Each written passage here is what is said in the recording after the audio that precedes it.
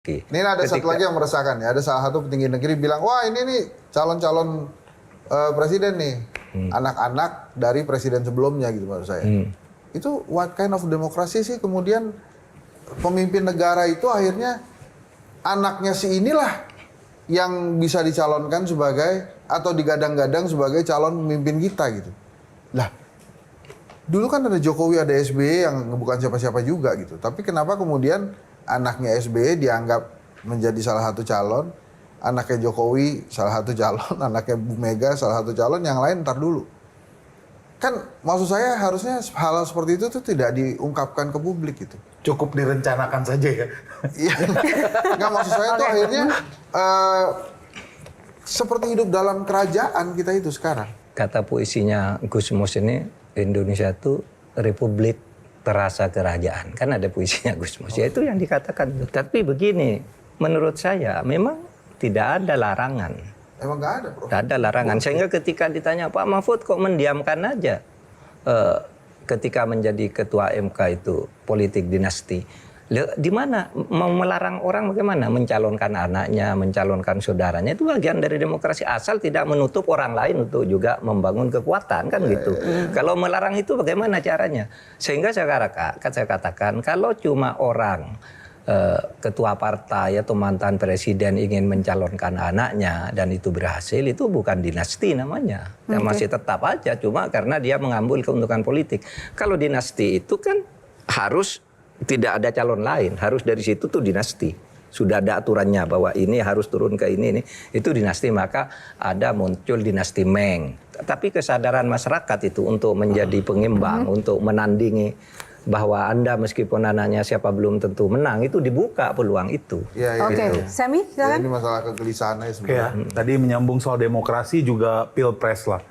Kalau saya itu akhirnya di titik sudah menerima bahwa memang 58% rakyat Indonesia itu ya memang pengen yang sekarang. 58% rakyat Indonesia itu tahu ada masalah di MK tapi nggak peduli dan tetap mencoblos yang sekarang. Tetapi ya berarti kita harus move on. Oke, kita move on. Tetapi yang saya sayangkan hari ini, apakah benar Pak Prabowo itu memegang tampuk tertinggi? Ya, nanti saya minta pendapat Pak Mahfud nih, apakah ada pengaruh-pengaruh dari presiden yang sebelumnya yang notabene adalah ayah dari wapresnya melalui cawe-cawe di MK gitu aja. Terus yang paling gila nih kemarin nih, berita kemarin, ada seorang menteri yang merencanakan akan membuka 1,2 juta hektar lahan. Ini rencananya aja udah gila ya, akan menanam pohon aren.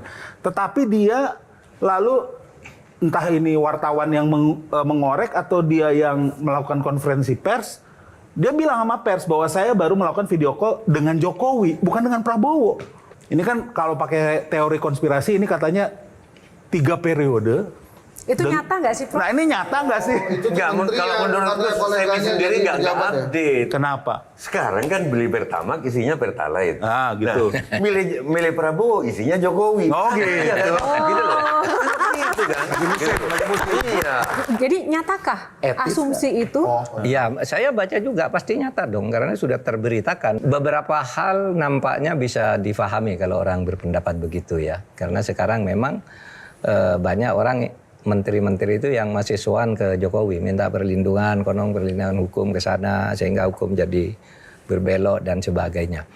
Nah, apapun benar atau tidak, itu harus dihilangkan. Kalau itu benar, itu tragedi bagi bangsa ini. Kalau tidak benar, agar opini tidak tumbuh supaya ditertibkan itu para menteri. Kan memang tidak masuk akal ya. Orang mau bikin sekian juta hektar, 1,2 juta hektar ya. Lalu minta izinnya, konsultasinya ke Jokowi gitu. Kan mestinya ke Pak Prabowo.